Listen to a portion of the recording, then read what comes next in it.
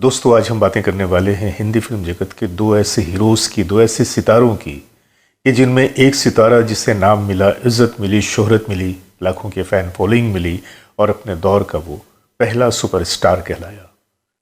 दूसरी तरफ एक और सितारा जिसे न तो वो मर्तबा मिला, ना वो नाम मिला, ना वो शोहरत मिली, ना ही वो सुपरस्टार बना, लेकिन फिर भी बड़ी खामोशी के साथ वो अपने कैरियर के सफ़र में रवां दवां था। आज हम उन्हीं दो सितारों की बात करेंगे जिनमें एक थे हमारे पहले सुपरस्टार राजेश खन्ना। मेरे सपनों की रानी कब आएगी तू, आए रुत मस्तानी कब आएगी। और दूसरी तरफ हमारी फिल्म इंडस्ट्री के ही मैन धर्मेंद्र जी। कोई हसीना जब रूठ जाती है तो और भी हसीन। इन दोनों की अगर हम आज बात करें तो हम कुछ फैक्ट्स और फैक्टर्स के साथ आपको ये बताने जा रहे हैं कि सन 1974 से लेकर 1980 तक इन 7 वर्षों में इन दोनों बड़े हीरोज़ का कैरियर ग्राफ क्या रहा। तो आइए चलते हैं आज के वीडियो की तरफ।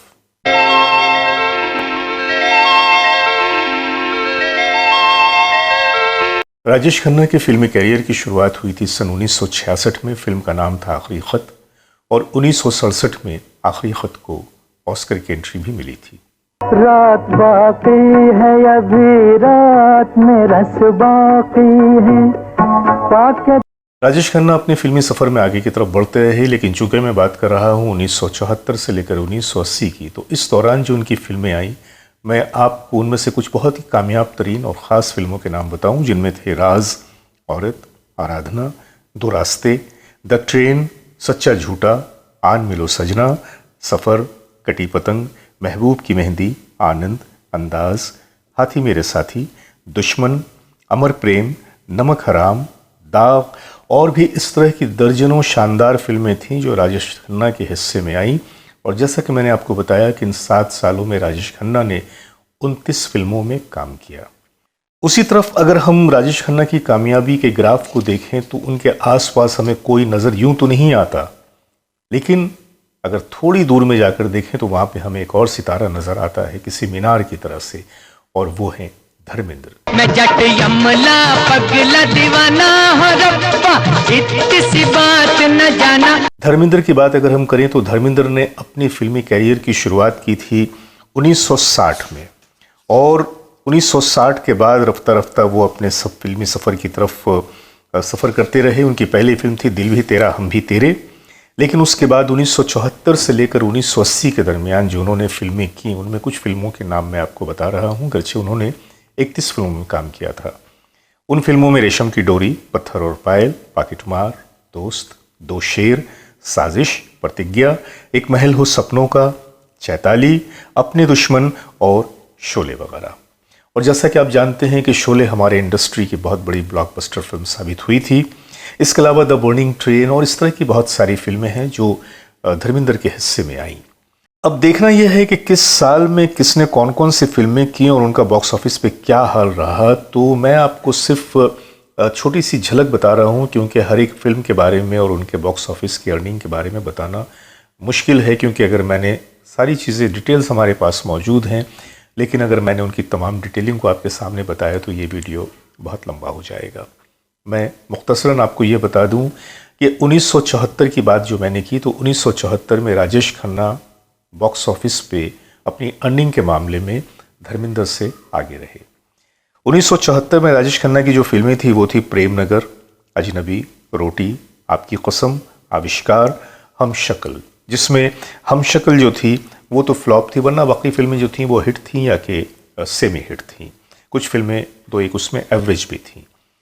1974 में धर्मेंद्र की जो फिल्में रहीं वो थीं रेशम की डोरी, पत्थर और पायल, पाकिटमार, दोस्त, दो शेर। 1974 में धर्मेंद्र की फिल्मों ने बशमूल एक फ्लॉप 7 करोड़ 5 लाख रुपए का बिजनेस किया, जबकि राजेश खन्ना की फिल्मों ने बशमूल एक फ्लॉप 9 करोड़ 55 लाख रुपए का बिजनेस किया। यानी कि इस साल 1974 में राजेश खन्ना धर्मेंद्र से काफ़ी आगे रहे। साल आया 1975 का, लेकिन ये 1975 जहाँ के राजेश खन्ना के लिए थोड़ी सी नाकामी लेकर आया, वहीं पे धर्मेंद्र के लिए कामयाबी की बरसात लेकर आया। 1975 में उनकी सिर्फ एक फिल्म आई थी राजेश खन्ना की, प्रेम कहानी, जिसने सिर्फ 1 करोड़ का बिजनेस किया था और ये फिल्म भी फ्लॉप साबित हुई थी। लेकिन वहीं पे धर्मेंद्र की फिल्में रहीं प्रतिज्ञा, एक महल व सपनों का, चुपके चुपके, चैताली, अपने दुश्मन, शोले। यानी कि राजेश खन्ना के मुकाबले में 1975 में जहां पे उन्होंने 1 करोड़ का बिजनेस किया था, धर्मेंद्र की फिल्मों ने 17 करोड़ 40 लाख रुपए का बिजनेस किया था। ये एक इतना बड़ा फासला था कि जिससे कंपेयर नहीं किया जा सकता।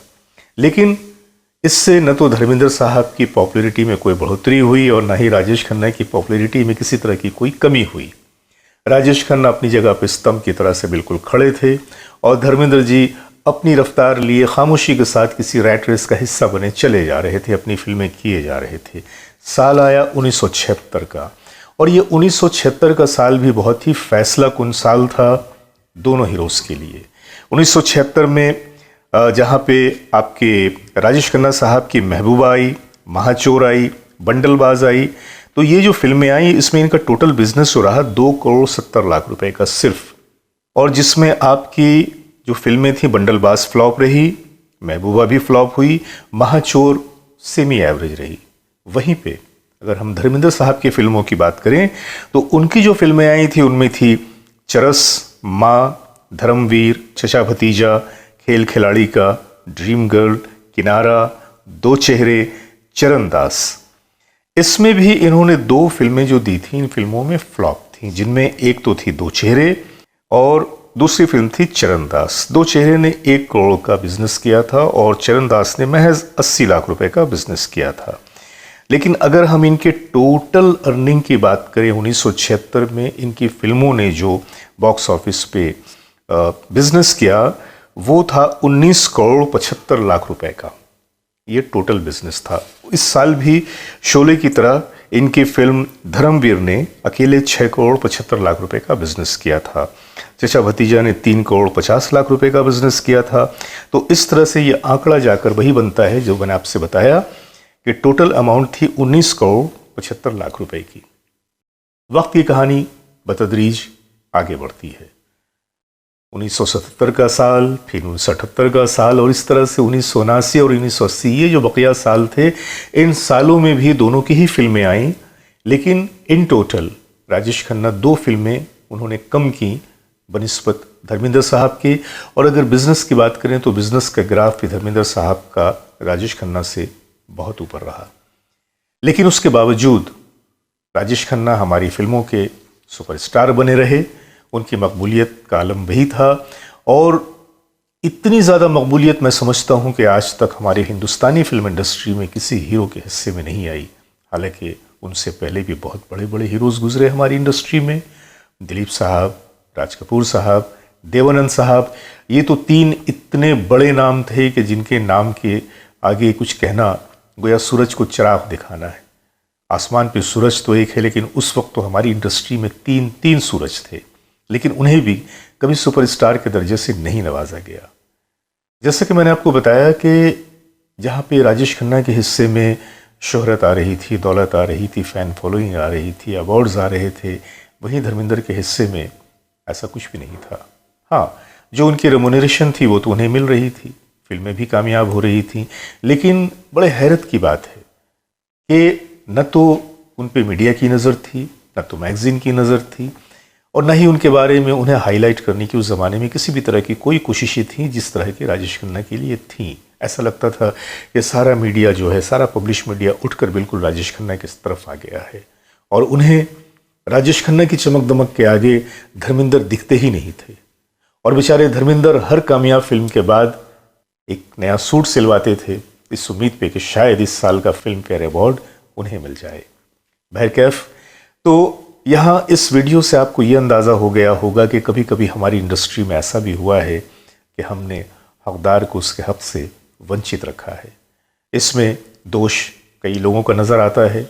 शायद ये हमारी डबल स्टैंडर्ड, डबल पॉलिसी है जिसके तहत ऐसा होता है, या शायद कहीं ना कहीं नज़रें कमज़ोर हैं कि हम देख नहीं पाते कि असल हकदार कौन है या किस अवार्ड से नवाजा जाना चाहिए।